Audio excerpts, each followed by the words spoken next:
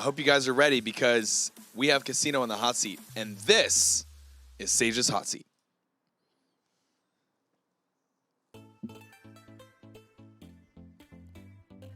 All right.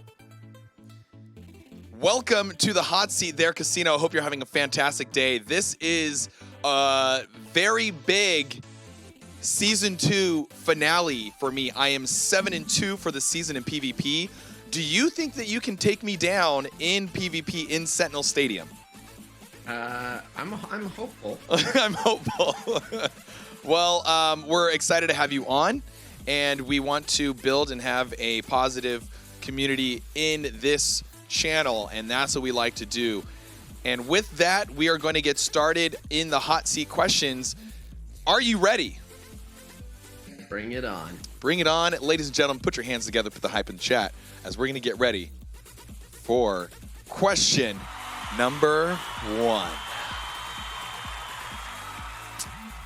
All right, guys, here we go. We are going to be starting out with a question that I think a lot of people want to know. And actually, I've never heard the answer to this. And I would love to know, the first question that we have is, where did your gamer handle username come from? Okay, so this one's a slightly long story, but I'll try to condense it. So, I used to be a full-time League of Legends streamer. I'm a big fan of the game League of Legends, and I came up with an idea for a League of Legends game show called League of Gambling. And It didn't involve any actual gambling, like no one ever put up any money or anything, but you had to predict what was going to happen, kind of like you have people wagering their channel points to predict who's going to win in PvP. I used to basically do that, except that the winners would get actual in-game currency, the equivalent of like winning premium cores in MSF. Okay. And so it was a lot of fun. We gave away like $10,000 worth of in-game currency in League of Legends for free. Super fun. But so because it all centered around, again, we refer to it as like, you know, bet on who's going to win, make your bet. So because it was all centered around betting, we called it League of Gambling. And so as the host of League of Gambling, I decided to just call myself Casino Owner, because it had a bit of a double entendre. Right. First was, you know, I own the casino and we're all here gambling. And then it was, you know, like to own someone in a video game, owner. So it kind of worked. Yeah. So I went by Casino Owner, and everyone just kind of called me Casino or Cass. You know, they shortened it. People didn't call me by the full name, Right. Owner. And then when I got away from League of Legends content, I wanted to start my own channel that made it clear that it was about me as a streamer and not like a whole, you know, game show production. Okay. And people already called me Casino all the time, but if I just spelled casino normally, you'd never find me in a Google search. So I changed up the spelling of the word casino, and that's how we got here. Yep. All right, that was going to be my follow-up question there. Okay. That was going to be my follow-up question, because I was like, you know, how did you come up with the KH instead of the CA? But I got you now. All right, cool. So with that being said, you started out as being a League of Legends, you know. How did you get hooked into this game? I mean, and what was the moment that hooked you into this game? Because it's a completely different thread. Yeah, it's pretty different. So it's a very long story yet again, but I ended up, a company out here in California hired me and flew me out here for making tools for live streamers, and then they realized that they did not have enough, they hadn't gotten enough investors on board to continue paying my salary, so they just stepped me down to contract work. So they basically brought me out to a state where like my rent tripled, and then let me know like, oh, well, we were paying you enough to afford your rent, but actually we need to find more investors to continue doing that. So various other things had happened working for this company that really took away from my stream. Mm-hmm. They were having me do all sorts of stuff that was not good for the stream, and so the numbers started going down, and I ended up having to work, like I had to do something out here to pay my rent, because the company that hired me and flew me out kind of switched things up on me. So I started driving for Uber and Lyft, primarily Uber. And so I always consider myself like a PC gamer at heart, and actually my favorite genre is MMORPGs, but I needed a game that I could play while I was out and about on the road. So I started playing Marvel Contest of Champions, because that was something I could just take out my phone and play while I was, you know, waiting in between rides. Right. And so I got hooked into that. That got me really into the Marvel lore, and it introduced me to some of the awesome content creators for that game, including in particular Seaton, who's still one of my favorite content creators. Okay. And so Seaton, I put together pretty quickly that like the players who'd been on board with Marvel Contest Champions from day one were enjoying a lot of luxuries in the game from having had the experience of playing every single day since the game started. So I had this like thing in the back of my head of like, oh, if I ever get the opportunity to join in on a new mobile game right when it launches, I'm gonna do that. And so right about that time, Seaton showed the very first footage of early beta playtesting for Marvel Strike Force. And I had previously played some Star Wars Galaxy of Heroes. In fact, I was really into Star Wars Galaxy of Heroes right up until I started doing that League of Legends game show. And then that kind of took off and I did that full time.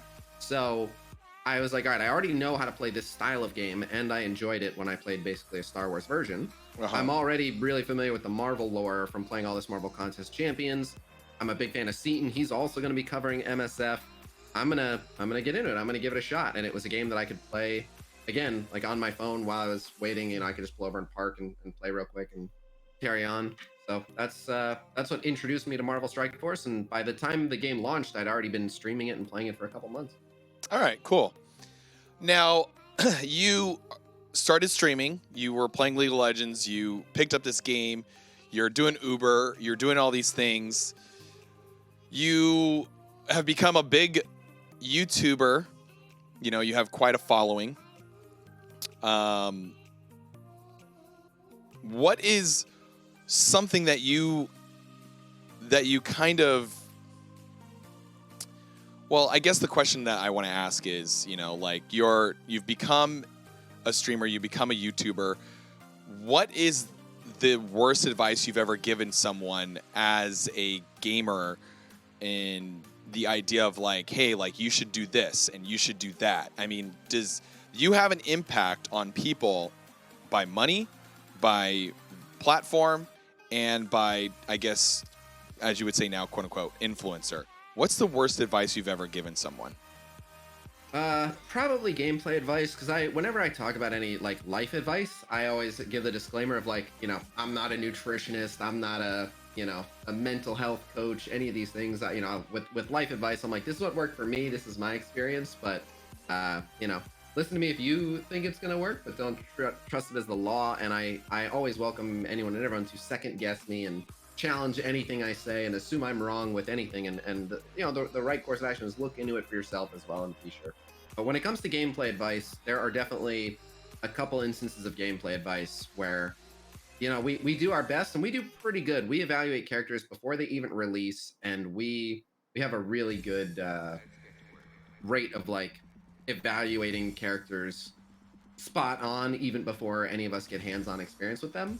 But we're not perfect, and every once in a while we overlook some. So the two that come to mind that we just were way off on were Storm and Mordo. Yeah, we gave some, you know, when Storm was first described, for whatever reason, it hadn't occurred to us that people would intentionally stall out matches and keep, you know, drawing out the match so that Storm could build up more charges in one go. And in hindsight, it's like, well, of course they're going to do that. Like, why wouldn't you? It's common sense. But we just missed that when we first evaluated Storm. So we were a lot harsher on her than we should have been. And yeah, we definitely suggested that Storm was not that great and have since come around. And we did something similar with Mordo, where we looked at his focus numbers. And this was before we had the calculation for how focus versus resistance actually calculates.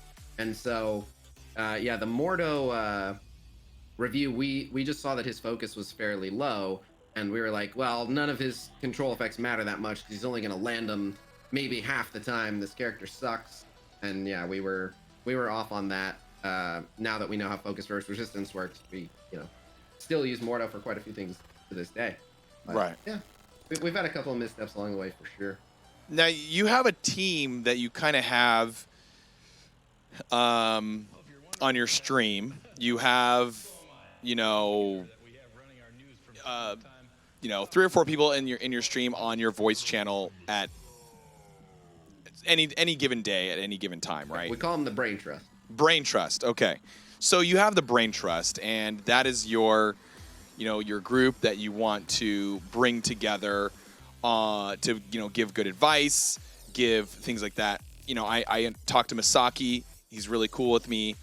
I notice when I watch your streams, you don't really talk, no, you talk with them, but you don't really listen to them. Is that because you're more of like, this is my stream, or is that because you feel like you have the better answer, or this is the, like, you're the boss and they're the lackeys? So I actually disagree with that evaluation. I think I listen to them. I'll start by saying I listen to them more than I listen to anyone else. That's the first thing. But Masaki, I'm not sure how many people know, but Masaki is like an unofficial Brain Trust member. We kind of describe him as like, he's like an executive producer of the streams. Okay. But as far as like currently the official Brain Trust for like actually workshopping things is myself, Livepool, and Dance and Dirk. And so I'm curious to know if kind of everyone gets the vibe that I just don't listen to the Brain Trust. But the whole purpose of the Brain Trust is I've assembled people that I trust to be very smart when they evaluate things, and primarily they're there because I'm not perfect and I don't catch everything and I don't look at everything from every possible angle. So I want people like Livepool does a great job of just whatever I say being like, well, what if I go at it the opposite way? What if I just outright disagree and see where that gets us? And most of the time it's like, no, I looked at this the right way. Like, thank you for raising this concern, but yeah, no, I find it unconvincing. But the reason that it's nice having someone on the team that'll be a contrarian is because every once in a while it's like, you know what, I hadn't really given enough thought to that point of view, and you're right, actually that makes a lot of sense. Maybe I gotta walk back some of what I've been saying. Right. We intentionally have an odd number of members, me, Livepool, and Dance and Dirk, so that there's never a stalled vote. It'll always be 2-1. Every once in a while, someone will abstain and will go to the chat as the tiebreaker, but most of the time, two people will feel one way, even if one person feels another. So we'll have an odd number to vote. But again, my personal take, my view on the situation has been that I listen to the Brain Trust quite a bit, and okay. That's why they're there, is to be listened to, and they wouldn't be in the Brain Trust if I didn't think that they were knowledgeable and worth hearing their opinions. So, all right, cool. It's supposed to be a check and balance system. But again, for those of you that watch regularly, if you guys get the opinion that I'm constantly disregarding the Brain Trust, let me know, because I'm supposed to be one of three, not one above two. Well, I believe you have a female on the Brain Trust. Is that right? Is that one of them? Sorry, say again? You have a female on there, right? No, so let me back up. People, there are a lot of people. So I have an open voice chat. When I stream, so wait, anyone can join the broadcast channel. Right. So when I think of like the Brain Trust, I don't know exactly who it all is. Now, you have, If you're familiar with the voices, the British guy. Yeah. That's Livepool. He's on it. And then the other one, he doesn't talk as much, but it's Dance and Dirk, and he's the one who sounds like the guy saying "Get off my lawn." Okay. I'll try to do a quick rendition of Dance and Dirk, but you'll usually hear him in the background like, "Come on, Khasino, you need to get in raid right now." Oh my gosh. That's just how he kind of sounds like that. So when a woman speaks in the chat and she has not only advice but sound advice as to how things should be handled, do you feel like she has a very confident voice when she speaks, and at the same time she doesn't overbear, she lets her presence be known? Do you cue in on that voice? Because having a woman and having that piece in the chat as part of your Brain Trust on that, even if it's live, do you feel like that's something that's important to you because you want to make the checks and balances from all angles and making sure that, hey, I'm not leaving out Wem, but I'm not, having a situation where it's just all guys, all gamers, and all this? Like, you're taking perspectives from everybody, right? So absolutely, but so let me back up, because I guess there's people are kind of thinking of two different things. So when the Brain Trust is specifically people who help with evaluations of characters. They help with spreadsheets and infographics. Okay. That is the Brain Trust. The Brain Trust are a volunteer workforce of nerds who do hours of unpaid work for the benefit of the community. Okay. Like all those spreadsheets we've produced and every infographic is the result of hours of debate and tons of math that no one wants to do. Okay. And so that's really just three of us. It's me, Okay. Dance and Dirk, and Livepool, and we handle all that. Okay. Separate from that, like those, because they're involved in so much of what I do, they are on the streams quite a bit. But again, when I stream, I just have an open voice chat. So it's not a brain trust so much as like you can just hop in, stream, and say what's up and chime in. And in the middle of one of my streams, you can be like, Khasino, I don't think you should have gone for Winter Soldier there. And whether you're right or wrong, like I'll address you. But there's no qualification to come in and talk in the voice chat when I'm streaming. Okay, I didn't know. I didn't know. Yeah. Now you can get voted off the island. Like that's not that's not an open invitation for like just anyone come in and talk all the time. Because if no one can hear me because someone keeps talking over me, or if you're just only giving out bad advice, like right. I always tell people, if you want to come in voice chat, keep an eye on chat, because chat will let you know if you're irking them. And I don't like to have to be the person to be like, you're kind of annoying everyone. Yeah. So we're gonna have to ask you to keep it quiet or head off. But yeah, every once in a while we do have to ask someone to leave. But yeah, I have an open door policy with voice chat. So Bella is one of the, I'm assuming that's what you're referring to. Bella, I would say, is one of the more frequent female speakers in the voice chat. And the short version is she's there because we love her and she's great and she's entertaining and she holds people accountable. And I don't know, just literally everyone loves her. All right, cool. But we don't actually put stock into like, all right, let's make sure we're hearing from a female. Let's make sure we're hearing from a person of color. It's just like, if you want to talk, come in and talk. There's no qualification. We don't make you fill out like a survey. I mean, yeah, that's not what I'm saying. That's not what I'm saying at all. But at the same time, it is important to have balances from all points of view. I mean, like you've been in my streams, like it's all about positivity. It's all about making sure that we have voices, all different well-rounded pieces. You have women. We did International Women's Month, like that was a big deal.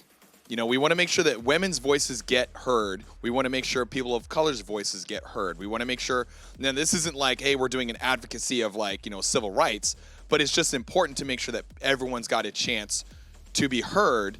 And that's what's up. I mean, like I know my role. I mean, I'm probably the best entertainer in this field. I mean, I have a DJ show. I have an interview show. Like it has nothing. They're intertwined with games, but it's mostly about making sure that people have a safe space to do what they want to do. You know what I'm saying? So that's all it is. That's all it is.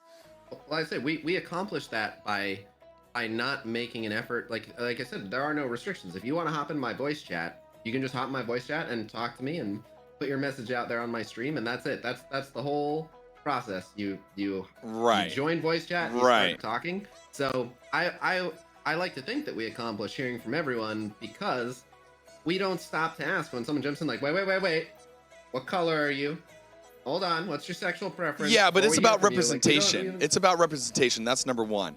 You don't necessarily have to put that out there, but you have to give representation, and representation is very important for everyone. Bella wouldn't be there if she didn't feel like she was represented, and represented doesn't mean you have to give a resume. Right, right. No, exactly. But that's what I'm saying. So we don't like hunt down. Like I would feel disingenuous if I was like, come on, someone find us a black guy to be on our voice chat. We have to have one on there. Like that feels wrong to me. It's like, if you want to join voice, and whatever color you happen to be, that's great. Let people know what you think. We don't shut down any opinions or anything. But okay. We don't force representation either. It's just a natural. If you're here, if you're hanging out, if you want to make your opinion heard, come on. True. Okay.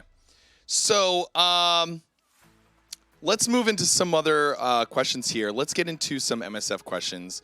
And we're going to go into a question that I know everyone's asked. This is a hot seat question.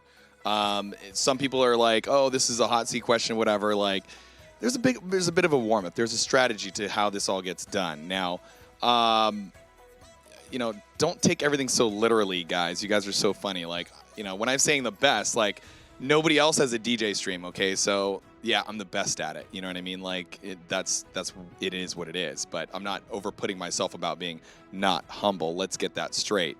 So, here we go. Um, Marvel Strike Force is a very expensive game.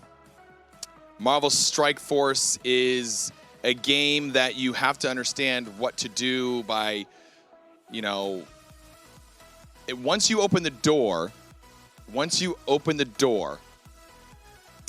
of spending, it creates a bigger window, but it also creates a different frustration mechanic. And for you, you spent quite a bit of money on this game. We have Tony, who spent over $22,000 in this game. We have Rem, who spent way more than that. We have, some guys that have been on the show who spent maybe $30 on the game. How much money have you spent on the game so far? So I actually disclose what I've spent on the game every year on my 1 year, 2 year, 3 year anniversary of playing the game. I will literally total up all my receipts and find out exactly what I've spent on the game thus far. So I can tell you, based on what it was last year in November, if I extrapolate about where I would expect to be at by now, it's probably around $40,000. $40,000 in all 3 years. $40,000. Yes. All right. So I'm going to ask you a question really quick. Tony said that when you started the game, which was at the beginning, correct? This is a follow-up from season 1, episode 10, which is where he's on. And $40,000. He said that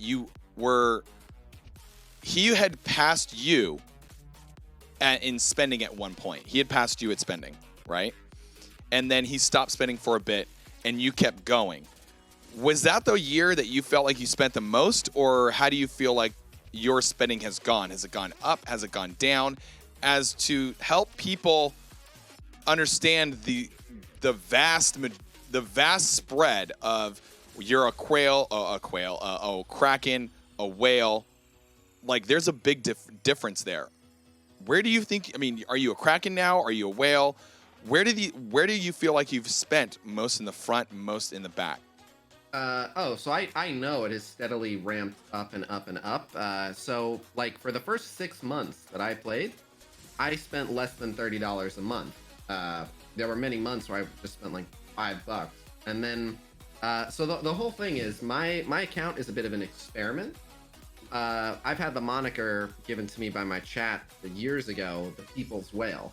And what it is the chat funds purchases for us to test stuff and basically, see how the character mechanics work. We get every new character right away and power them up so that we can test them out and see what works and what doesn't. And right. By me taking a brand new character to level 80 in tier 15 or whatever it is the day they release, I can help people make an informed decision on whether or not they should buy the character. So plenty of times, we whale out like crazy. For example, my stream, we spent $850 to get Sabretooth first. And that was a 2-star Sabretooth. We spent $850 on premium orbs for a 2-star Sabretooth when he launched, so that we could evaluate him. And of course, after evaluating him, the conclusion we came to was you don't need Sabretooth. Unless you're going to have the full Brotherhood, he's not even that good. You don't need to buy this, but I did. And so the spending has always been determined by two things, how much chat is willing to support. I of course put in, but people think that I operate on this crazy profit margin where, once I hop off stream, I go live this life of luxury. I drive around a Hyundai Accent that part of the front bumper is missing a chunk from getting hit by a random tire on the highway that we haven't even been able to afford to repair. Meanwhile, I'm spending tens of thousands of dollars on the game, but that's because people are donating to the stream saying, here's my donation, please buy this in the game. And so that's what we do. So it's a combination of what people are willing to donate. On any given day, people might just donate $500, even when nothing's going on. They'll just be buy this, buy that, go crazy, get this. And so that's what we do. So my account kind of belongs to my whole chat in a way. And then the other thing that's really determined it is what the goals are for the stream. So for example, my stream wanted me to be the first prominent content creator to get Dr. Doom. So we spent probably upwards of $5,000 just on things for Dark Dimension 4 just so that I would be in the top 100 to finish DD4, and so that I was the first prominent content creator to show Doctor Doom gameplay. And so. Okay. Yeah.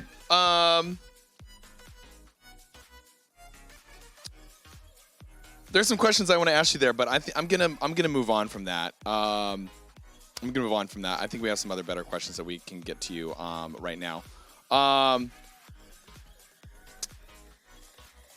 We have to talk about a couple things here, and most importantly, you put out a video this morning, and it's a video that is very interesting because there's a lot of pieces to it, and the state of the game is something that a lot of people need to understand, whether you're a whale or a FTP and things like that, right?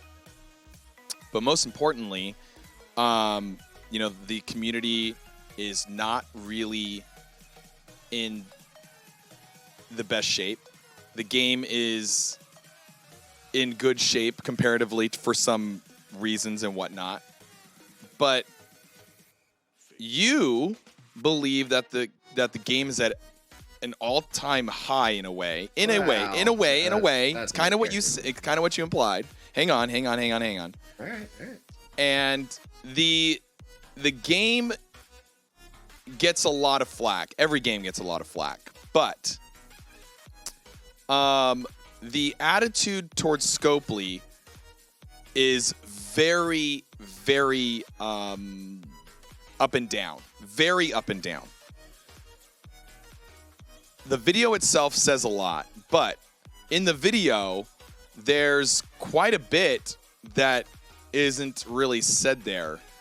So I want you to explain a little bit more about what you're talking about on the bugs, the cash spending, the overall attitude towards Scopely from your point of view, not from their point of view.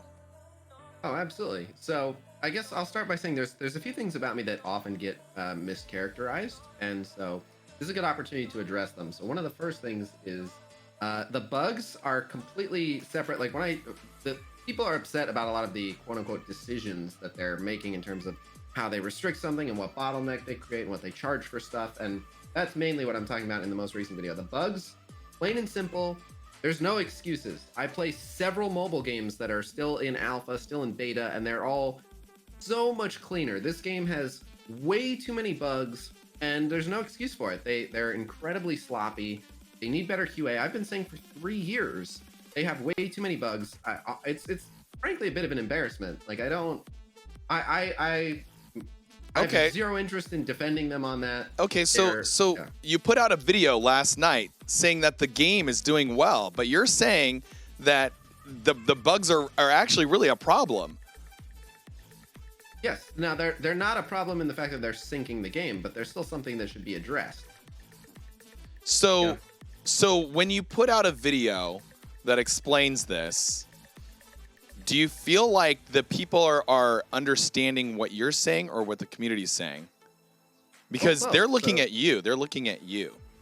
Absolutely. So I think that it's not right. People kind of look at things like binary. Like either you love the game and you think it's doing great, or you hate the game and you think it's in the worst shape it's ever been in. And people don't really leave a lot of room for somewhere in the middle. And my opinion somewhere in the middle, which is that I think the people who are preaching doom and gloom and the communities in some of the worst shape it's ever been in, I don't think that's accurate. I can agree with that. I can agree with that. Right. And on the flip side, I don't think like, oh, the game is doing fantastic and everything's great and anyone complaining is nuts. Like, I don't think that either. The bugs are definitely a major problem that needs to be addressed. But in terms of like in the scheme of things, like if you look at the bugs as an isolated issue, it's a massive problem that needs to be fixed. It's out of control. It's incredibly sloppy. There's no excuse for it. And in my opinion, in terms of their QA, they are failing epically. Okay. That said, that like over the course of like my full playing experience over a night, how often bugs even come up and or I think about them is a small, I'd say like maybe a 15-20% share of like my total, brain space spent thinking about Marvel Strike Force over a day. Like Mhm. kind of a sloppy way to explain that, but in the scheme of things, it's still not. I like bugs alone aren't like, all right, I'm either in or I'm out on this game or anything like that. Right. And to be fair, if it's like a really, really game breaking bug, they're usually pretty quick to address it in order to fix it. Keyword usually. So I think like their biggest issue is prevention. So many of these bugs right. would never have to come up, and I've said to them like 100 times, I can literally recommend you a group of people that can play test your stuff and make it not break. I've talked to behind the scenes some of the guys who code some of the stuff, and they tell me why so many of these issues keep coming up and where the problems lie, and that they keep voicing the concerns and just they don't get listened to internally and it's not getting fixed. But yeah, the bugs are a major problem, and I make no So excuses for that. you make no excuses for that? Okay. No, that's fine. There are no excuses So for that. They're so screwing up big time. what's the bug that's gonna break you then? What's the bug? What's the thing that you're gonna be like, fuck this, I'm out? So it wouldn't be a bug. And well, so I guess here's the thing: like a bug, if it's actually acknowledged as a bug, that means they know it's a problem. Like we've seen some game-shattering bugs that are massive embarrassments to them, like when they accidentally snapped half of the alliances out of existence by kicking a bunch of people from their alliances. That was huge. Like we've seen some game-breaking bugs, but no matter how bad it is, if they acknowledge it and recognize it as a problem, I'm willing to hang out and wait for them to fix it and compensate for it. The compensation usually is good. Yeah. No. Yeah. The things that would drive me away from the game were if there was a glaring bug and they're like, no, we don't see any problem here.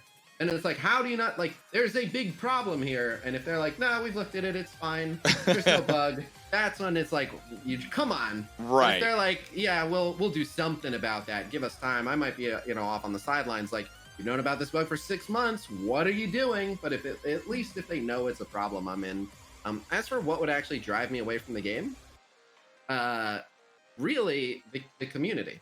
At the end of the day, like I enjoy this game, but I enjoy lots of games. I'm not that picky. Like I love Marvel Strike Force, but I could cover Wild Rift, or we're playing a lot of Infinite Galaxy as well. That's super fun. But I make a lot of resources for this community, and this community is amazing. They're super supportive.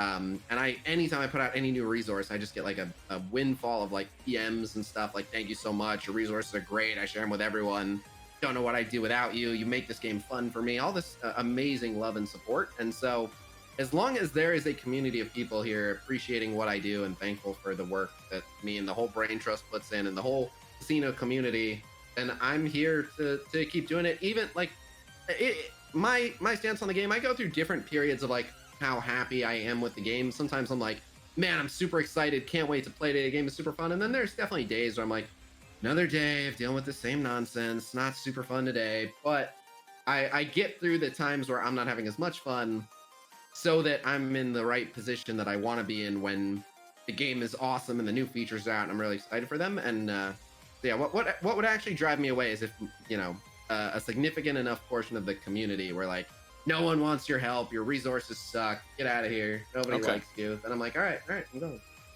We need to talk about something then real quick, because you brought up something that's very important, and I think you have already touched on it, and this is going to be an easy question. And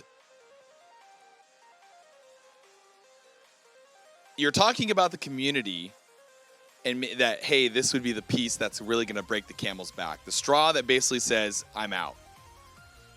And what is the community? The community has a very interesting idea and point of view. Half and half. Some are all in on you, and some are not. You're trying to give advice. You're trying to give all these great pieces, to be for your job, for content, for, hey, like, this is what I love, that you're passionate about it.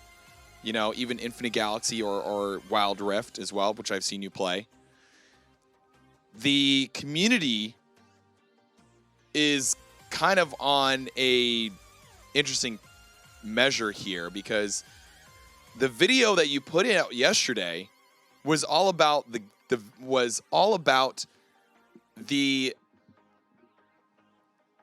Scopely situation, but the entry of that video, you had a content creator at the beginning of the video.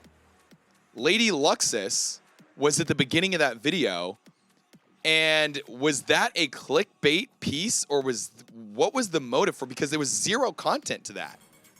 There was absolutely no reason for her to be in it, and there was absolutely no. There was plain and simple, like, why was she there? Why was she in that video? I mean, I know you rated her last night. I know that there was a conversation that was going on, which really had no real to do, but you clipped it. And you put it out at. You put her in a video, and you I don't know if you asked her or not, but you put her in a video. What was that? What was that? So there's this pretty simple explanation for that, which is I don't take what I do too seriously. If I'm asked to, if someone's like, hey, please give us your super serious take on the best characters, whatever, I will. Yeah. But generally, like, I think people forget, like, it's about having fun. I make content for a video game, and I try to entertain people and just be goofy. And wait. She wasn't in. That had nothing to do with it. Correct. Why was she in the video? So primarily, it had nothing even to do. It's got to be clickbait. Is it clickbait? No, because no one knew that was even going to be in there. Exactly. But what I'm saying is people would have already clicked the video to have seen that. Like no one clicked the video for her because they didn't know she was going to be in it. Okay. But the reason is, again, I rated her. I like her. And I told you before we started this, like, I like having the opportunity to help up and coming creators. And so the main thing is that just put Lady Lux's name in front of a bunch of people who may not have even known that she streams. So other people may find her stream from that. And where that came from was, I was hanging out in her stream last night. Right. I typed something.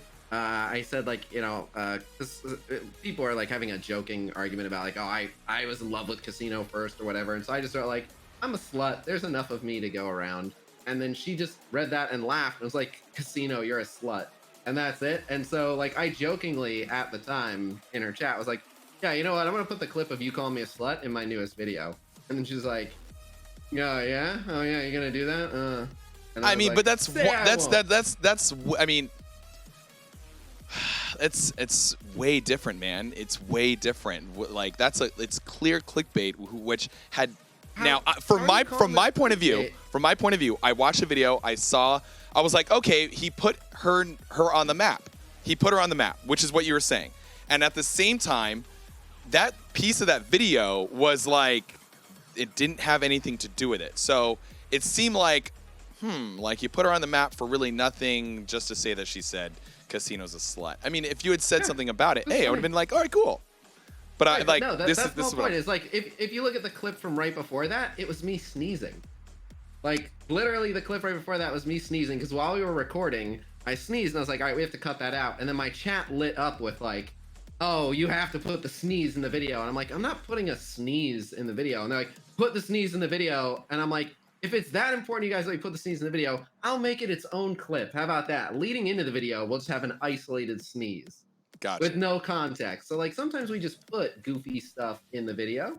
So that just felt like a goofy one-liner thing to put in the video. And then I can't call it clickbait because the only way to see that is to only have clicked it. No one knows it's in there. It's like the opposite of clickbait. It's like a surprise addition to the video. I mean, you could essentially say that thumbnail is, like chat's talking about it. It's got to be, thumbnail and this and that. Now, my question to you is, like it's hidden in the video. Like I don't know. It seems, it's not. This is not about me. This is about you. And I just wanted to see where you're coming from.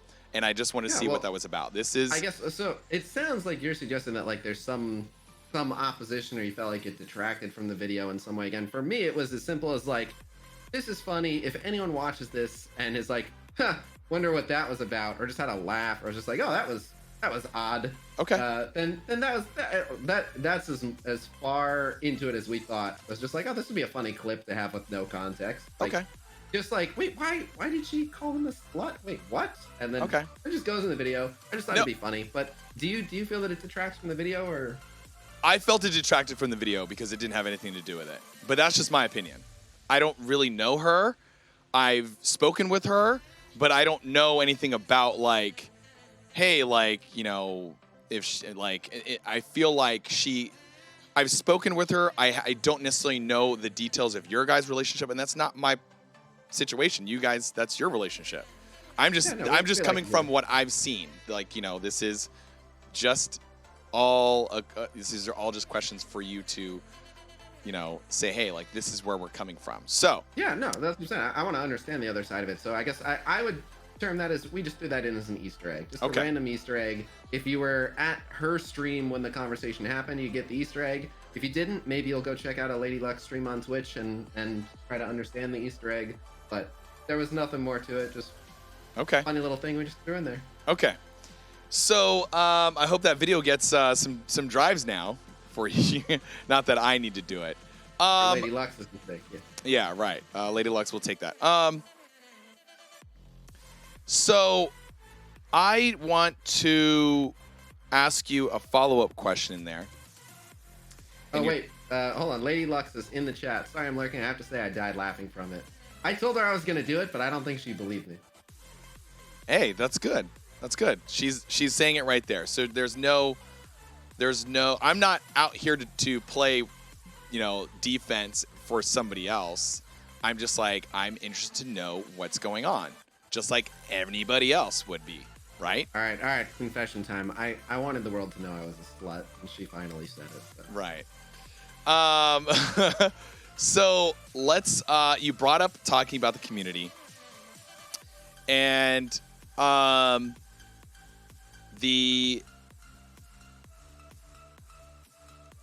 the community has a feeling about you, and the community wants to know, like, from the mailbag, like, hey, like, you know, how can you make yourself better in light for everyone so you can get away from all the things that have kind of come up? And we're talking about the Moon Knight exploit. We're talking about the, you know, we're talking about, you know, certain things that people have talked about, you know, from you in the past. You know, like, how do you feel like you can get away from that? Well, part of it is I try to stand by the things I say and the things I do, and I'd say more often than not, a good amount of it is just a situation misconstrued. A lot of the criticism that I read is mainly just people citing verifiably inaccurate things. So I don't want to point to any one thing in particular and kind of go down that road, but what I find interesting is, like, if I think there's any amount of fairness in the criticism, I'll address it. And I've certainly done some things that, you know, I never wake up in the morning and I'm like, yeah, let's just be evil today. Let's lie and cheat and steal. Like, I don't do that, but I definitely will approach a gray area in certain things, doing what I feel is right. And so I just try not to. I try to stand by my words and my actions. So I don't really try to get away from anything too much. So much as, like, I just try to put the fact of the matter out there, and I welcome people to, if they want to better understand the situation, like, get to the bottom of it. But, like, a good example is like the Moon Knight thing.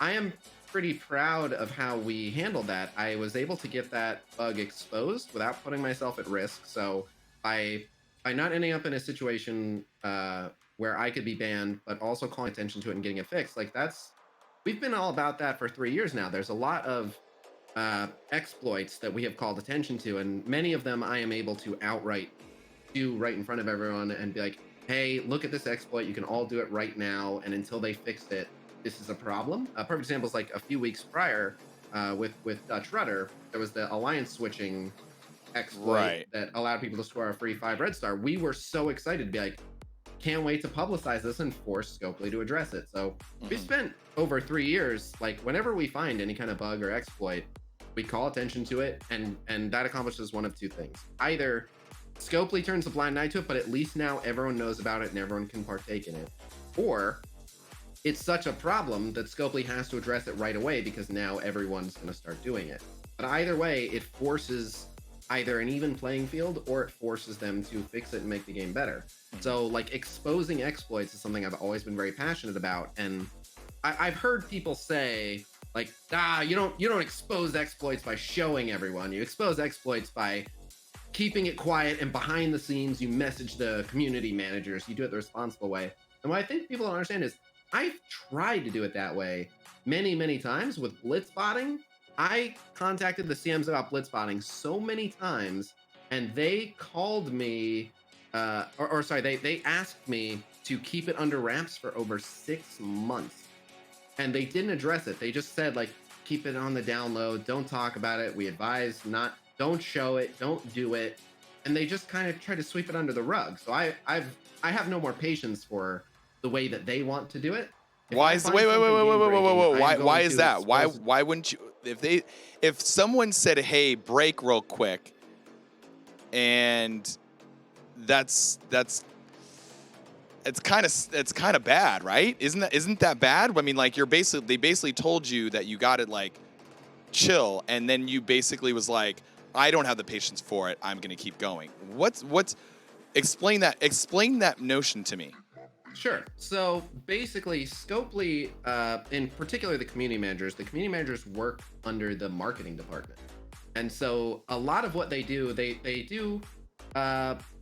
basically help the community managers, or sorry, they help the content creators make commercials for new characters, and they do PR, and they kind of, run damage control and just make sure that the game is doing well from the player side. So when we find a game breaking issue, they'll basically say to us, we don't think, like with blitzbotting, they didn't want to really address it. They're like, it's not really a big thing. And while all the players who knew about it were like, this is a really big deal and it needs to be addressed immediately, Scopely were taking it too lightly. And I tried the appropriate way of getting it fixed, which is going to them, and every time I talk to them being like, blitzbotting is a big deal, you guys have to address it, people know about it, it needs to get fixed. And yet they wouldn't take it seriously. They wouldn't fix it. And so my loyalty is to the community. People for some reason think my loyalty is to Scopely, which is absolutely not true. Okay. My loyalty is the community. Okay. And so the community wants that fixed. And so by drawing a lot of attention to an issue, it gets fixed one way or another. And so like with this purchase exploit, it needed to get fixed one way or another. And so enough attention was successfully drawn to it that it got fixed. Okay, and so that was the goal. Okay, so you brought up something that's very important here. You're saying that you're about the community, and you're saying that, hey, like this is, you're my people. You're the people's whale, right? You're the people's whale. How could you say that you're a part of the community when it feels like it's kind of the opposite?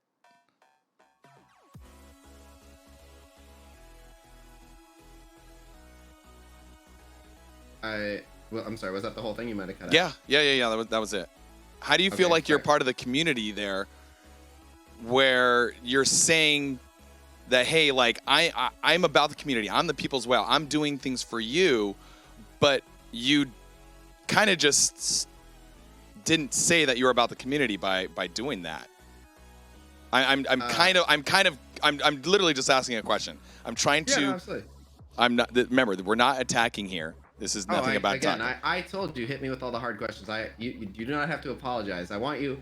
If these are the questions people want answered, please, by all means. Yeah. But I mean, I don't know if I fully understand. Like the whole time the stance has been like, my understanding is that is what the community wanted. The community does not like the exploit in place. They want it known, they want it addressed, and they want it fixed. Right. So if they didn't want it fixed and they didn't want it to happen, if you're saying that you're part of the community. No, they did want it fixed. Yeah, they did they did want it fixed, but why show them if you're saying you're part of the community? Like, just because that they're, Why show the community that there's an exploit? No. Why put yourself in a position to do that, saying that you're part of the community, and it felt to people, it felt like it was the opposite. Well, I'd kind of like to understand that point of view. If exposing an exploit is not to the benefit of the community, I guess I would need to understand then what would be the community's preferred outcome. Like how would they have preferred I handle it? Not just keep it to myself and not tell people, or Say that again. I'm just like, if as far as I know, I acted in the best interest of the community, but if I didn't, obviously I want to make sure that I am going forward. So I guess more that what I'm asking is, what would the community have preferred? Which is not, Okay. they would have preferred that I just kept it under wraps and Right. not called attention to it. Okay. No, I'm again, I'm curious to know the answer, for a lot of people of how they felt.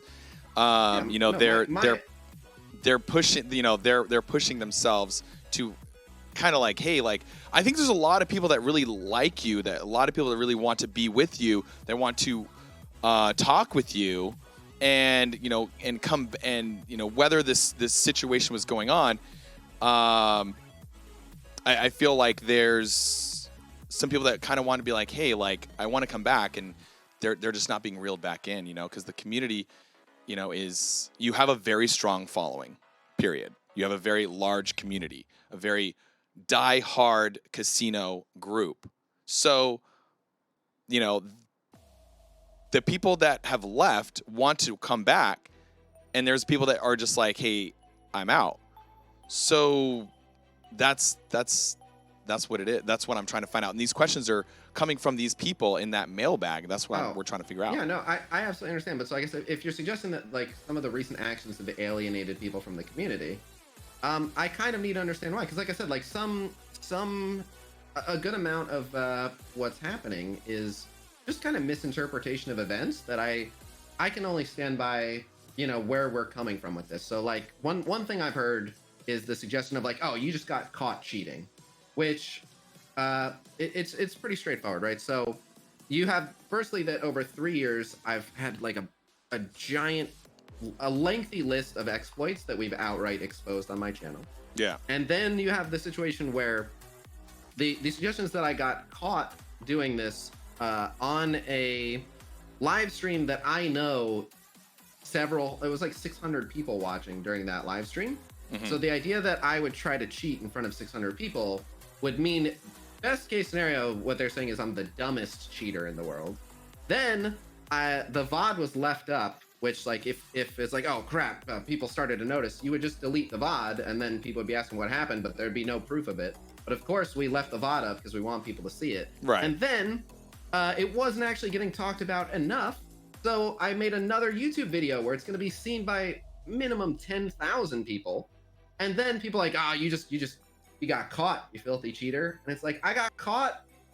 If that's your interpretation of the events, is that we went through all of that and just kept putting it in front of people, and they're like, caught you. Like, yeah. If they think I'm a cheater that got caught, then they're not going to follow the content. But it's not because they actually understand what we're doing. It's just that's their interpretation of the events. It's not accurate. But I talk to those people, and I'm like, look, I of course that's not me trying to cheat by knowingly putting footage of it in a video I'm releasing to 10,000 people. Mm-hmm. I would hope you'd give me credit that if I were trying to cheat, I would be smarter about it than that. But when I tell those people, like, that wasn't like, I was trying to slip one past everyone by going, look at my 4-star silver surfer. Darn, how'd I get caught with a 4-star silver surfer? My brilliant plan. Those people are like, nah, you did. You were cheating, you got caught. And like, that's, if they believe that, I can't reel them back in, because I can only tell them, like, look at what we've done over 3 years. There's exploits that I can outright be like, this is an exploit. Let me show you how to do it in a video and get it fixed, because it's not potentially a bannable offense. And then there's certain exploits where it's like, okay, if I were to be like, hey, everyone, watch me do this exploit, I could get banned. So when it's one of those, I can't. I couldn't. I've had people be like, why don't you just make the video and show everyone how to exploit? But you can't. Right. Some of them are bannable offenses, and some of them are just an invitation from Scopely to ban me. And while some people are of the impression that, like, I wake up in the morning like, oh, how can I defend Scopely today? In truth, I'm quite worried that Scopely would seize an opportunity to ban me if they had the opportunity. So I try not to give them opportunities, to ban me. So okay.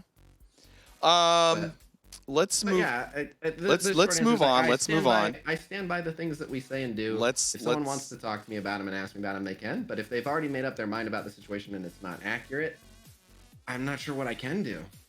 Right. Well, I mean, I'm basically just like asking these questions where I can say, hey, like I'm giving this, some questions that are out there, like, hey, like what can we do to make this, um,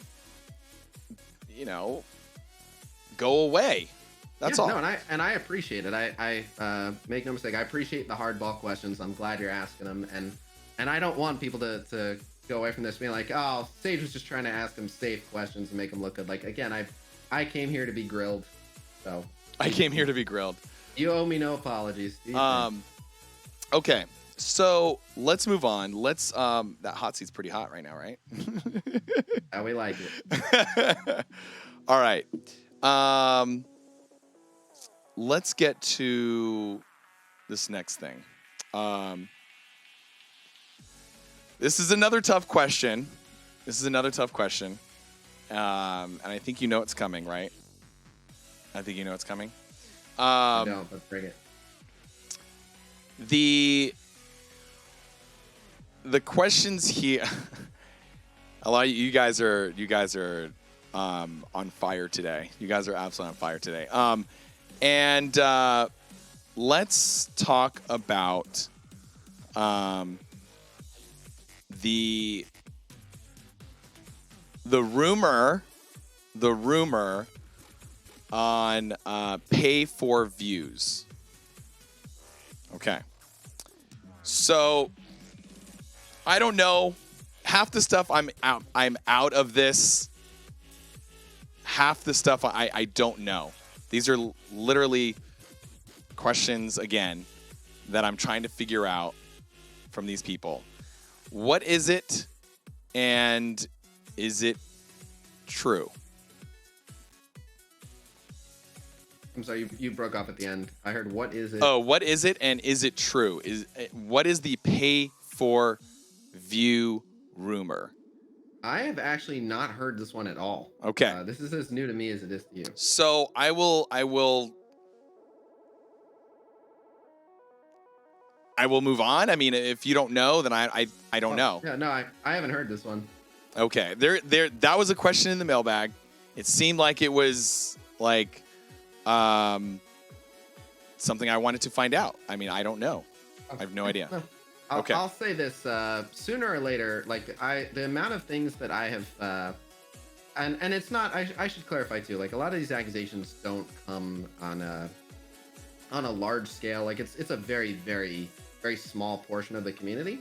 But I have been accused of being homophobic. I've been being accused of being racist. I've been being accused of being a cheater. I've been being accused of like trying to mislead the community.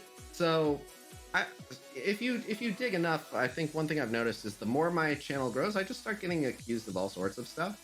So yeah, I'm not up to date on the latest accusations, but you know. Okay. Let's get on to the next questions here. What is your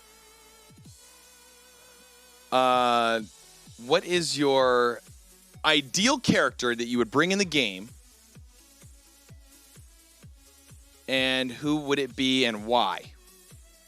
Howard the Duck, and because he's the greatest Marvel character of all time. Of all, just we're done.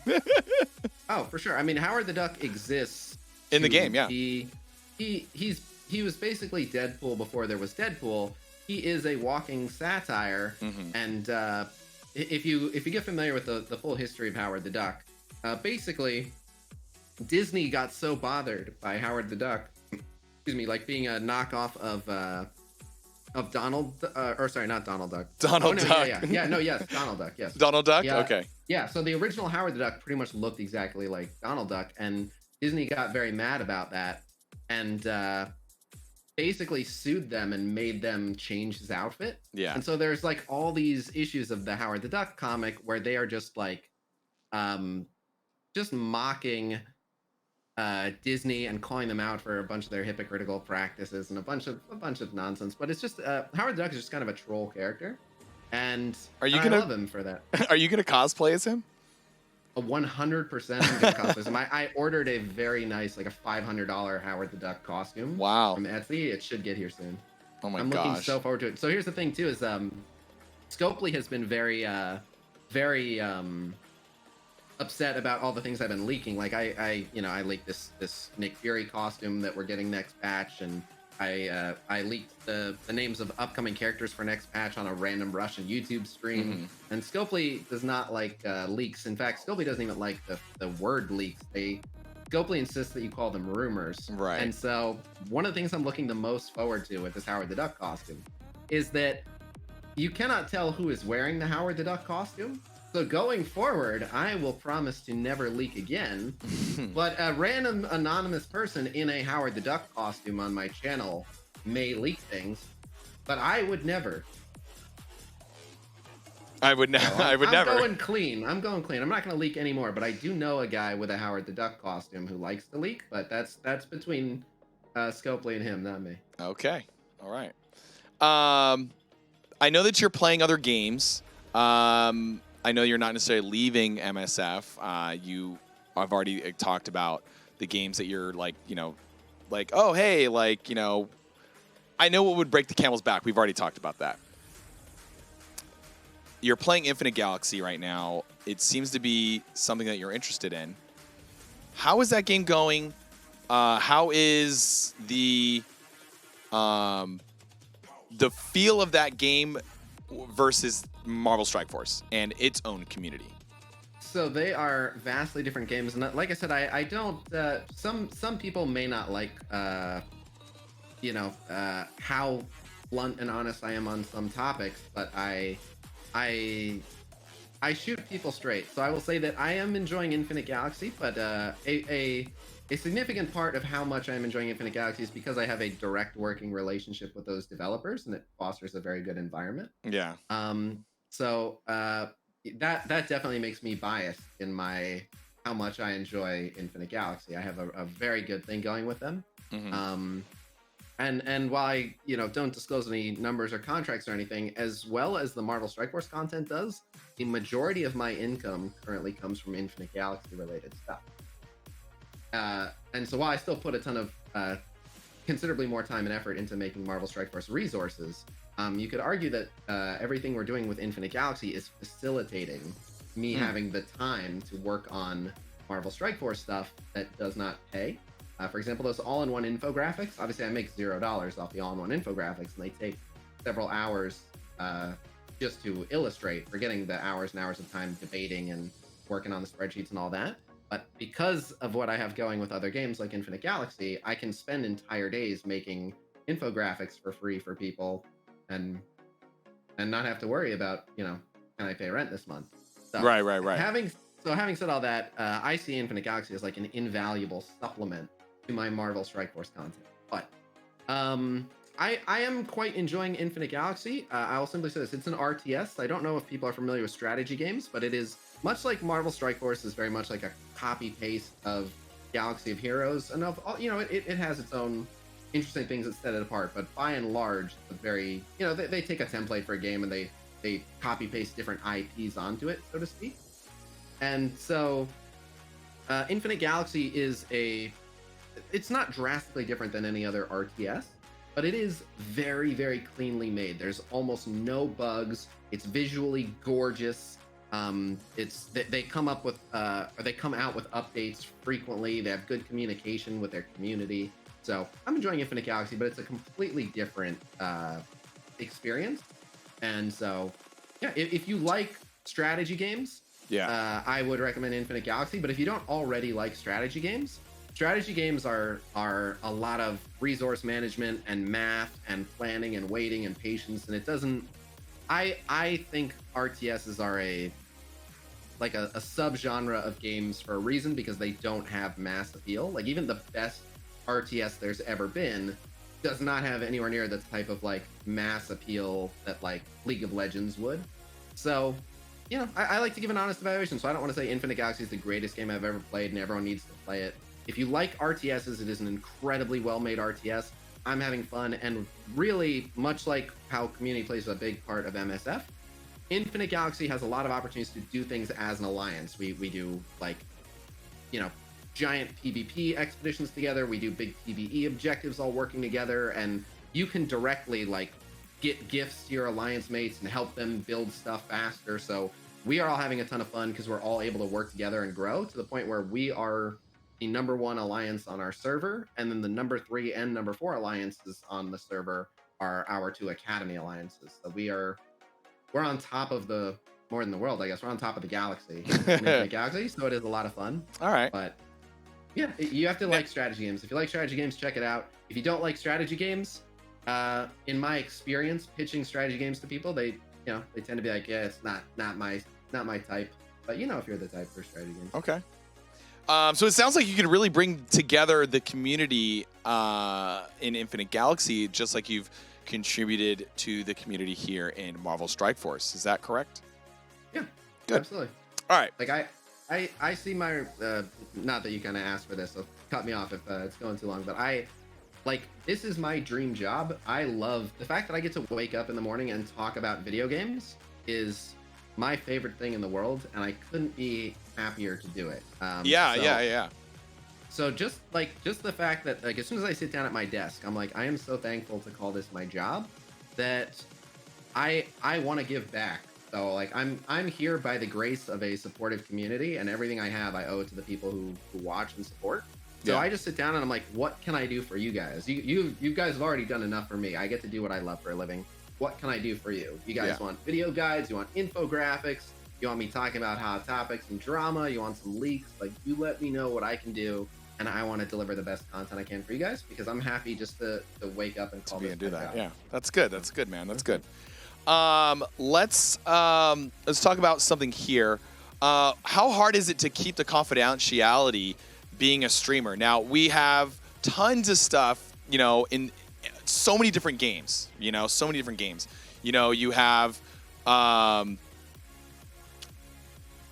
the idea of, like, rumors and leaks, right? And then you have the idea of, like, new characters, and you have the, new game modes. Like, you're getting passionate about these games, you're not only you're getting, it's not about the money. It doesn't sound like you're about the money, even though it's great. But it sounds like, hey, like, I really, really, really want to tell you about this, but I can't. How hard is that for you sometimes?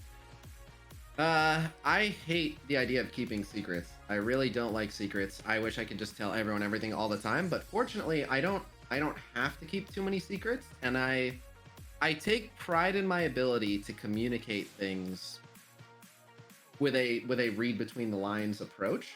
And every once in a while that creates a stumble, like with the Silver Surfer offers. I thought I did a good job of communicating a read between the lines with that, of like, guys, we try to get exploits fixed.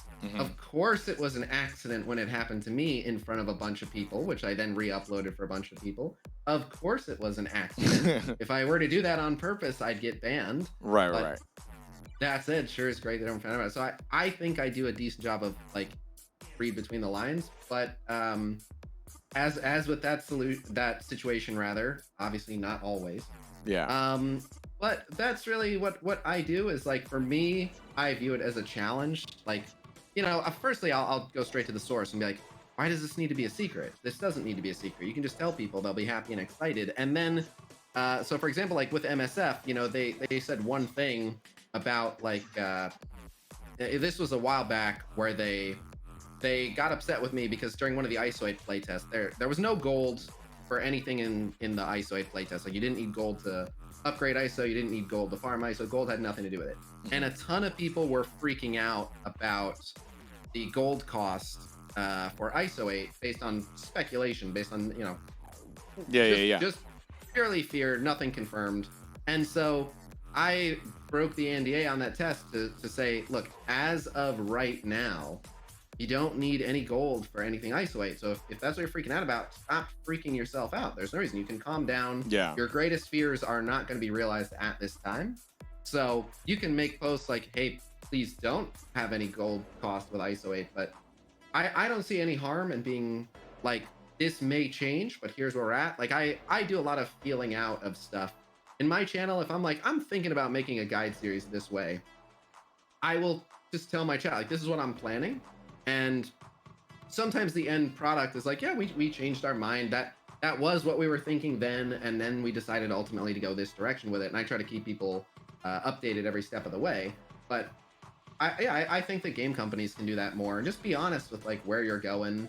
And like a perfect example is like MSF told people they were going to be doing room upgrades to Alliance War, where you'd be able to upgrade the war rooms. Yeah.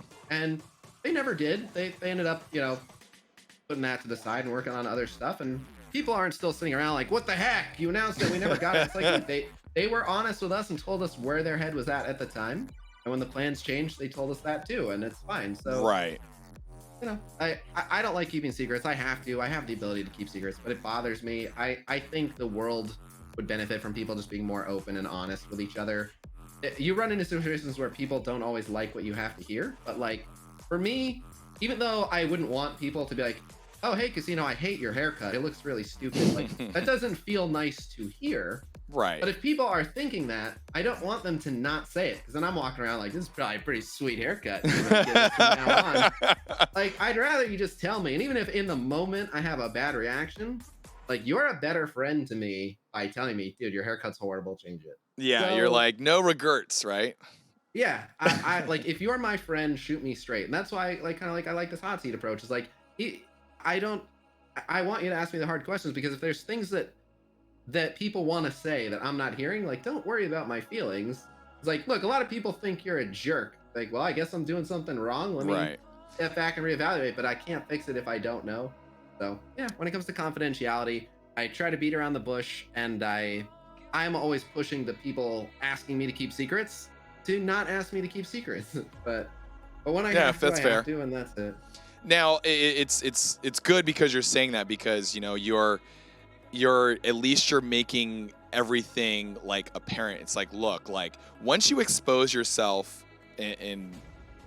to the entire world of YouTube or the entire world of Twitch, I mean, like, everybody can have everybody can be like keyboard warrior, right? Everyone can be keyboard warrior. Some people are all on, some people are all off, and it's okay. You just got to grow that thick skin. And you are at a level where you're not like, you're not a small streamer. You're not a small YouTuber. Like, you've gotten quite a bit of clout, and you know how to handle some of these things. And sometimes, like, for me, I try to stay out all the drama and the questions. I'm not there for that. I don't really need it. I just want to party and have a good time. Now, for you, you have like these situations where, yeah, okay, things can happen. They're good, they're bad, some are indifferent. You try to place them. You know what I'm saying? Like, and it's good that you try to place yourself in like the idea of like, look, I've already exposed myself. I know what's happening. I'm aware, and I just got to take care of it and move on. Yeah, well, and the other thing is, I don't wake up and think like I'm a perfect person and I don't do anything wrong. Quite the contrary. Like, I wake up every day and try to navigate the world the best that I can, but I rely on the community at large to hold me accountable, even in instances where I'm like, I see no problem with what's happened here. If a bunch of other people do, then it's like, all right, well, I need to respect the thoughts and opinions of those people and make sure that, at the end of the day, what I'm doing is producing content for the audience. So even if I feel like, oh, the audience is taking this the wrong way and they need to get over it and this is fine, like, that doesn't matter. It's for them. So it needs to be what they're looking for. Yeah. So, I try to stay true to myself, and I make it known when I'm like, I don't agree with this, but there's several like theories that I do where I'm like, personally, I think that this series is kind of valueless. It doesn't help anyone get better at the game. So like a perfect example is like Whale Wars. Like Whale Wars is purely for entertainment. It doesn't add anything to anyone's understanding of the game, but people like it. And so, if they like it, it makes people happy. I'm happy to make it because it makes people happy, and that's it. Yeah. Well, exactly. And that's the same thing what Blitz and DJ is for. But I want to be held accountable. That's good. That's good, man. And more power to you, and better for you in your own mind, because you don't want people to have rent in your mind, right? let's move on to the next question. Let's learn a little bit about young Khasino. Okay, let's learn a bit about young Khasino. We're going to talk about the age that you were first kissed and what was it like? Was it important? Was it just for, oh my gosh, like I was a kid? Like, talk about that. I was first kissed that I remember. Like, I might have gotten a random kiss earlier than this, so I don't remember. But my first girlfriend was in the end of 8th grade, so right as we were finishing up middle school. So like I said, there may have been like a one-off kiss, but if there was, it wasn't memorable. But my first girlfriend was the end of 8th grade, and I like she to this day will still like come by and visit my mom and hang out, and we're still in touch. She's not my type, especially these days, and she ended up cheating on me a handful of times. Ooh. But she's a very free spirited, she just kind of goes where the wind takes her. That's cool. And but she's still a lot of fun, very bubbly person, and yeah, okay. I don't know. It was as significant as like it's all good. It's all good. Introducing me to the world of worrying about women. We have a question. It's what's your wait. It was where'd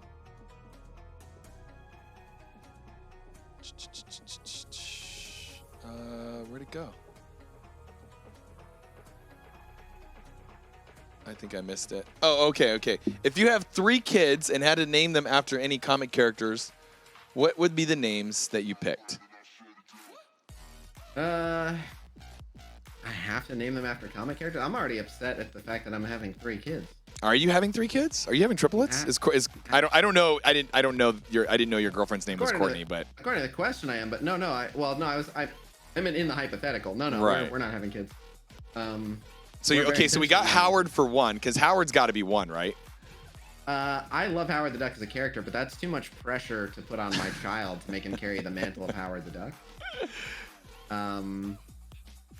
But I mean, it's I don't know. Like it's a bit of a lame answer, but I would go with like I'm just thinking off the top of my head, but I would go with like normal names like James and Peter and whatever, because they, there are those names in the Marvel universe, and like this is not at all the answer you expected, and it's going off topic sort of, but just a fun fact about life is that the name that you give your child is a really big deal in terms of like it actually ends up impacting a lot in their life, and a lot of people like think they're doing their kid a favor by like giving them a really, really unique name that is like this is special and this is you. But what they found is like if you have a more common name, like a quote unquote boring name, and my name's Josh, so I have a common name too, so I don't mean this as an insult, but if you have a quote unquote more boring common name like Michael, you're far more likely to like get hired from a blind resume. For example, if it's a name that the person who looks at it doesn't even know how to pronounce, and even if it's just because one they haven't seen before, they're less likely to call just because they don't want to call and bungle someone's name. Whereas like they see Michael, they're like, oh, I know Michael, I know lots of cool Michaels, I know plenty of Kevins, I know, I got a buddy named Kevin, maybe this Kevin's cool too, whatever. So like the nicest thing you can do for your kid is give them like a boring go along with it name. So I would go with like a boring go along with it name, and then you give them a nickname of something a bit more exciting. Like my name's Josh, but I just tell them call me Khasino, but that's a name I chose for myself. Right. Khasino's a fun name, but I don't have to worry about it on like government forms or anything. So do that with my kids. I'd give them boring names, and then I'd give them fun nicknames. Yeah, that's true. That's a good one. Yeah, that's a good one. That's a good one. I think it's a good nickname. I think this is really funny. I think Mind Blown or Masaki said that your kids' names are going to be Howard, and Duck. I thought about it. If one of my kids got too heavy, I might call him Blob. All right, that's funny. Let's go on to this next question. Obviously, we're talking about dating and things like that. What's the worst pickup line you've ever experienced? Something that you used or you've received? Have you ever been picked up? Yes, Have you ever been picked up like my just current girlfriend actually came after me. that? Ooh. She I was like how you very mumbled forward about it. Actually, I was that. sitting in front of her in a car, and she hadn't even said a word to me. Didn't ask permission or anything. She just started like brushing her nails up against the back of my neck, and yeah, I was like, well, that's fairly forward, but it feels good. So you know what? Continue. And, Now, okay, what was one that what was the line that you've given? So definitely here's one that I've done is I've done this a couple times, but like as an example, let's say that the girl has blonde hair and blue eyes. If I don't know what to say, I'll go up and I'll say something to the effect of like, hey, can I ask your opinion on something? So there's this really cute girl with blonde hair and blue eyes, and I want to go up and talk to her, but I have no idea what to say. What would you say to start a conversation with her? I feel like you'd know. Right? And it kind of like catches them off guard, puts them on their guard, but it's right away you have the conversation going, and then they'll kind of tell you what they're into, and yeah, it's a fun thing. That's funny. That's funny. Okay. That's really funny. Are you team pineapple for pizza? No, I am not. I like pineapple and I like pizza, but I don't like pineapple on my pizza. I have eaten pineapple on pizza before, and it's not this like great outrage for me. But I'll never order it. You'll never order it? No. Yeah. A lot of people like the sweet and the salty. Some people like, just the sweet and things like that. So for me, it's sour. I completely get sweet and salty, but yeah, it's very tart, and so like tart and salty. I've never wanted tart and salty, and that's what I get. I mean, I'm a pineapple guy, so it doesn't hurt me necessarily. I mean, it's like, all right, like it's a nice change of pace, maybe. I guess for me, Like I never shame people for their taste. Like for example, like Miracle Whip. I can't stand Miracle Whip. What? You don't like Miracle Whip? Okay, I don't like mayonnaise. I don't like mayonnaise either. It's okay. See that? See, like we can't be friends. Mayonnaise is amazing. I'll put it on mayonnaise. Okay, only time I'll have mayonnaise is on a burger. But other than that, I don't know if I can really have like mayonnaise in like other things. Like if it can't just be plain mayonnaise. The other day I was literally just taking pieces of rotisserie chicken off the chicken into some mayo and into my mouth. And really? I enjoyed it thoroughly. I'd never gotten into that. My grandma taught me that one. It's really good. But anyway, the point I was saying is people have different tastes. Yeah. I never I'm happy to weigh in on like where I fall, but I don't. There's too many things. Like one thing I learned is like people from other countries, especially, have just completely different palates. Like their tongues have literally evolved to seek out different flavors and stuff. And so like I have the most American palate of all time. The American palate? What's an American palate? Oh, I'm happy to explain. So I don't like if there's one area of my life where I'm racist, it's culinary. I have culinary racism. Whoa. I don't do it on purpose. I can't help it, but like just about any other culture's food, I can eat it. But I'm like, I just want something deep fried, sugar glazed. Like, I want it as unhealthy as possible. And that's what my palate craves. And so a lot of like foods that you have from other countries, it's like, it's just seasoned and it's grilled and it's, broiled and all those things. I'm like, no, it's not unhealthy enough for me. I need disgusting American carnival food, basically. Aww. And so, yeah. So, but people who are like, that's a very disappointing outlook. Like, I get that, and I'm jealous of the people who are like, oh, let's just go out for some Mediterranean food. I love a good gyro or whatever. Oh I wish I could, man. That's funny. Let's talk about a couple interesting, fun things about the past, or even whatever. One. Let's talk about, I guess, kind of like, maybe like teenage or older Khasino.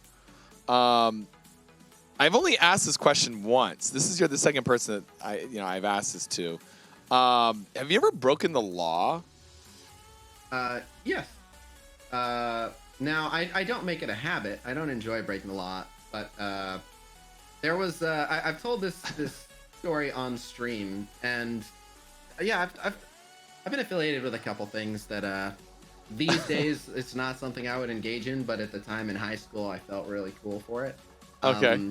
So I'll name three different instances where I've broken the law, going up in order of the severity. So Okay. You don't have to tell the story. Just tell me what it is. The most innocent one, which I have a feeling that most people have done, is like I'll go shopping, and I haven't done this in a while, obviously, and I never do this on purpose. But every once in a while, like I'm notorious for like I don't go for like a cart or a shopping, like thing Like basket or whatever. Okay. So I'll try to carry too much stuff, and sometimes I'll just like put some of it in my pocket for ease of carrying it. And then I go to the front to pay for my stuff and check out, and I forget that I had. Oh, the thing okay. in my pocket. Okay. So sometimes you get home and you're like, oh, I'm a filthy criminal thief. Yeah. Damn it. Yeah. So I've done that. Yeah. But then going up a notch in order of severity, this is definitely a questionable area of the law, for sure. Which is when I first got into graphic design, I was fortunate enough to stumble upon a website where people were discussing making their own manufacturer's coupons. And basically, barcodes are a language, and you can just write stuff in barcode. And they follow a formula where, like, it goes like company code, and then like product subgroup code, and then product code, and then the amount of the discount and whatever. So you can write a coupon to say whatever. You could just write, whatever it is, t-shirts from Kmart, 50% off, whatever it is. Yeah. And manufacturers coupons are specifically like notorious for like a manufacturer sent you this to give you like a full replacement on something or partial replacement or whatever. And so there was a short stint where I was messing around with those and making my own templates. And the thing is, they worked in self-checkout. I could just go to a grocery store and get like $300 worth of groceries for like $12 and just scan all the coupons. So I did that for a little bit. And that was just like struggling college student Khasino trying to be able to afford to eat and still take his girlfriend out to dinner. Obviously I look back on that now and I'm like, yeah, probably just stealing from companies, probably not a good idea. Not something I recommend or encourage, but not every decision I made younger in life was a good one. Hey, you're young. And then the one that definitely fell the most on like that's a shady chapter in Khasino's history is I was a performing magician for many years, and I still, like, if I go to a party or anything, I always will have like a few decks of cards on me or something and put on a little bit of a show for people if they ask. But so there was like a street hustling group back when I worked at the mall that would come through, and like the cup and balls game. Yeah. So that looks like a perfectly fair game on the outside, but in reality, that is a magician's game, and they can put the ball under whatever cup they want at any time, and you can never win. And to sell this illusion, they had people who were part of that crew pretend to be random people who would come in the store and play and be seen winning by other people. But really, they would just cheat people out of hundreds, sometimes thousands of dollars on the spot, with these people thinking it's a game they can win, and they can't. And like, this was at the height of like the point in my life where like I was watching the Ocean's 11 movies and be like, this is super cool, and doing magic and being like, yeah. And then I saw this group doing their thing, and I was like, oh, I know exactly what you're doing there. Mm-hmm. This is right on my eye. I do magic. Yeah, let me get in on this. And I probably only went out with them a few times, but I definitely was part of just a group of people that was just straight up ripping off people. Damn. Going like throughout the mall. And yeah, that's one of those things where like in hindsight, I'm like, what was I thinking? Like, what a horribly unethical thing to take part in. Yeah. So I'm not proud of that chapter of my life, but I don't want to lie and say that it never happened either. But growth. Yeah. I've learned from it. It was an interesting experience, and that's one of those things where it's like you learn to better protect people from that by learning the inner workings of it. So mm-hmm. I'm the type of person to get involved with a criminal enterprise and then be a whistleblower. Yeah. That's, Let's get another question really quick. I want to get to the PvP, so we're gonna hurry up this up in just a second. What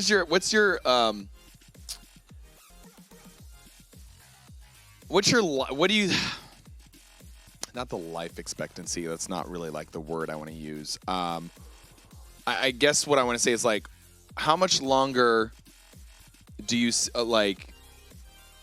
Well, let's get to this one question first. What's the most trouble Sky the Husky ever got into? He got hit by an SUV. Ooh, that doesn't sound good. No, he was not listening to me. He was normally I would let him wander like inside of our cul-de-sac without a leash because he was usually pretty good about listening, and he just this one day just decided he didn't feel like listening out of the blue, and he started running up the sidewalk but out of the neighborhood, and so I started going after him and calling him back, and then he cut into the road and immediately got hit by an SUV doing like 30 miles an hour. And I thought he was going to be dead. Like the thud that it made was so loud. I thought, oh my God, I just watched my dog die and I'm the worst dog owner of all time for not having had him on a leash. Yeah. And then he came like running towards me, screaming on 3 legs, like with the other leg like picked up off the ground. And I was like, oh, thank God, he only broke his leg. I have to get him to a vet right away. And then he kind of came back in the neighborhood and laid down and was panting a bit, and I was a bit freaked out. And then about 20 minutes later, just kind of shook it off, and he had a tiny little scrape in a couple places, but otherwise he was fine. Cool. He's completely fine. And the best part is now he is so aware of the road. He won't go in the road. He knows, like, even when he's on the sidewalk, he'll like walk on the opposite side of the sidewalk from the road to stay away from the cars. Mm-hmm. He is so much better about it now. So I really hate that that's how he had to learn. But yeah. Now he's great about it. But yeah, I'd say that constitutes getting in some trouble. Yeah. Right. And he also chewed one of my internet lines. Oh no! That's bad. That's really bad, especially when it's your job. Right. 2 more questions. Where would you like to see the game in the next 6 months? Where do you see the game, and how long do you see it on its life expectancy? I mean, I'd like to see it in 6 months. So I guess this is another thing that I really want to mention is I have always believed the best thing any freemium type game like this can do is be as generous as possible to the free-to-play players and be as kind as they can be to newer players with really, really strong catch-up mechanics. And so I want to see the game over the next 6 months be way more generous to free-to-play players and have much more generous catch-up mechanics. That's what I want. I want newer players to be able to get, 80% of the way to where I'm at inside of 6 months. Even though it took me several years, it's better for the community at large if newer players have a more fun experience and we can actually grow the community. A bigger, more positive community makes for a better experience. Yeah, so that's true. That. Yeah.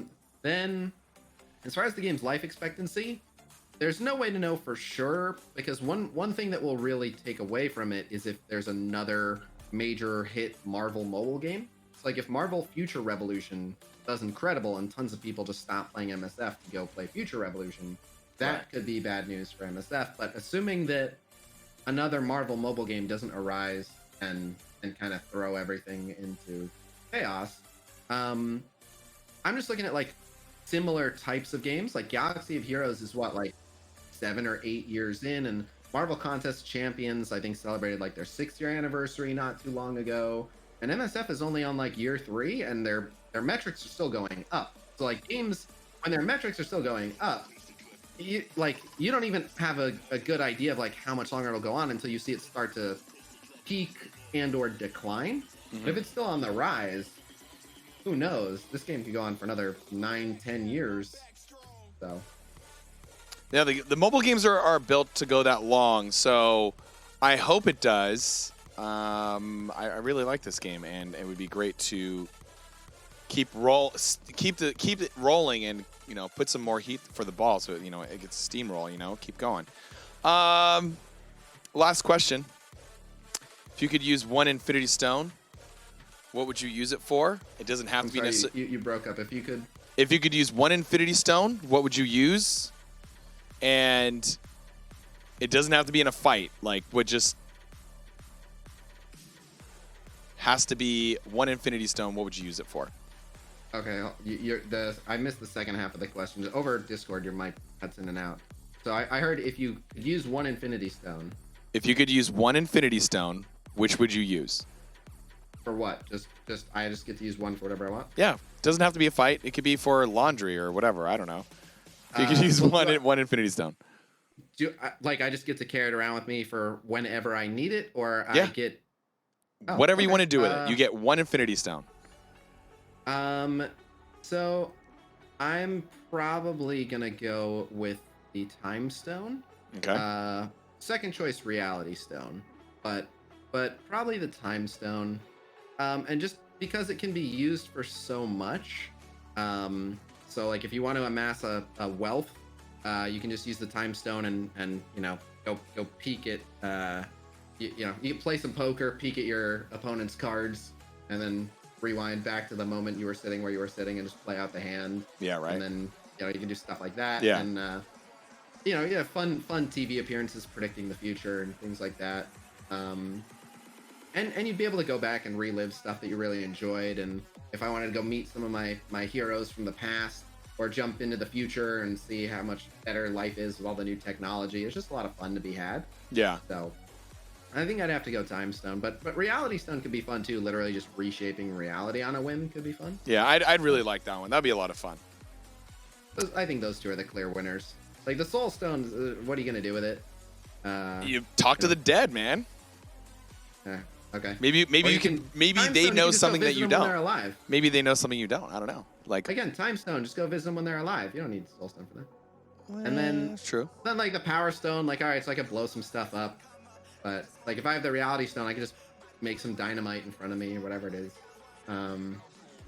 So yeah, some of the stones are just not that appealing. I gotta go Time Stone, I think. You're like, man, on the other stones. I just need one. I think the ancient one like only had the Time Stone, and then she was like, "Oh, I've lived like millions and millions of lives in the future, in the past." Like with that, you get all you want out of life, I think. I know, right? Let's see. So, justice for Howard.